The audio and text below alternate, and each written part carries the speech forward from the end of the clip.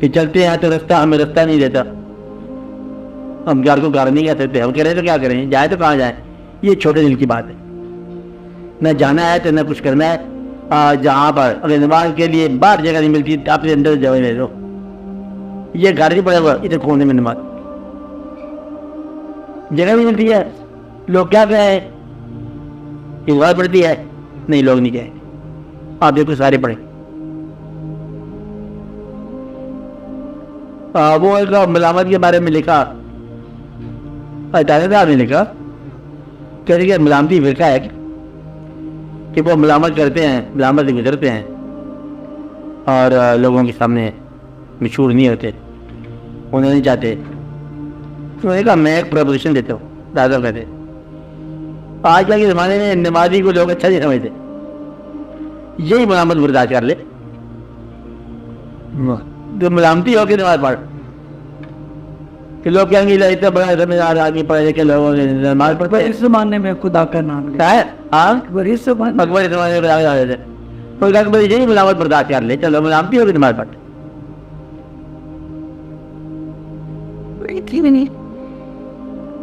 اور دوسروں نے اس کے بارے میں پڑھنے کا کہ اللہ کہتا ہے کہ ہم اسلام کی ہم حفاظت کریں گے. اب اسلام کی حفاظت جو ہے تقریباً وہ ملا کر رہا ہے مسجد والا.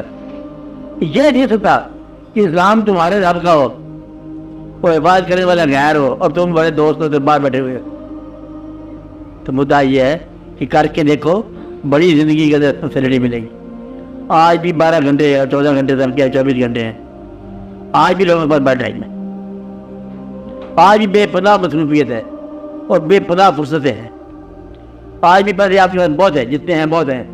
آج کچھ سال پہلے اتنے بھی نہیں تھے. آج بھی گزارا ہونے کے لیے بڑا اچھا اماؤنٹ ہے.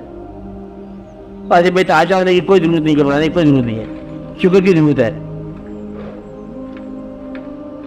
اور جہاں کہ آپ کے ذریعے کوئی کام ایسا ہو جائے کہ جس سے کوئی مطلب ہے دین کی یا اسلام کی خدمت ہو, بس کھاؤ. اس سے تو یہ اندازہ ہوتا ہے کہ ماحول سے زیادہ ہمارا اپنا نفس ہی اللہ کے راستے میں یا اس پر کاربندی میں رکاوٹ ہے.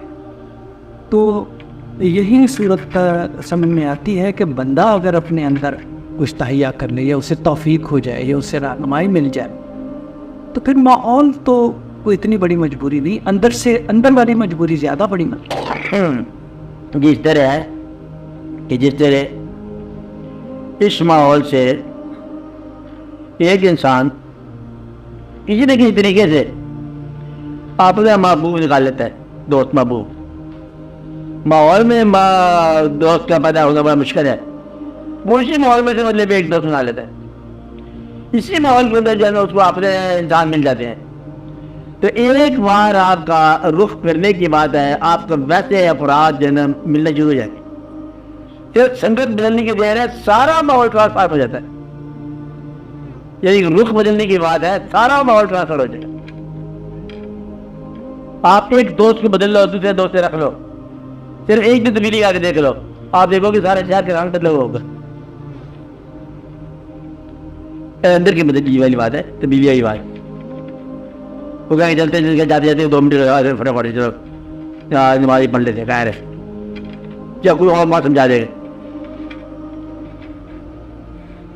کوئی بابا نے کہا کہ چلتے نماز پڑھ لیتے, کہتے اللہ سے ڈھیکی کر رہے ہیں ہم لوگ خیر نہیں نماز کی, چلو ہمیں نہیں کرنا ماں سے 2 منٹ گئے چلو پائے. آپ کو کوئی اچھا سنگت مل جائے تو آپ کے سارا ماحول اچھا جاتا ہے. کوئی بس روشن انسان ملنا چاہیے, آپ کے اندر پوری یہ چیز موجود ہے. اتفاق کی بات ہے, ظاہر نہیں ہوتا انسان. یہ نہیں ہے کہ ڈیڈ ہو گیا, نیکی کے لیے ختم ہو چکا, مر چکا, نہ نیور.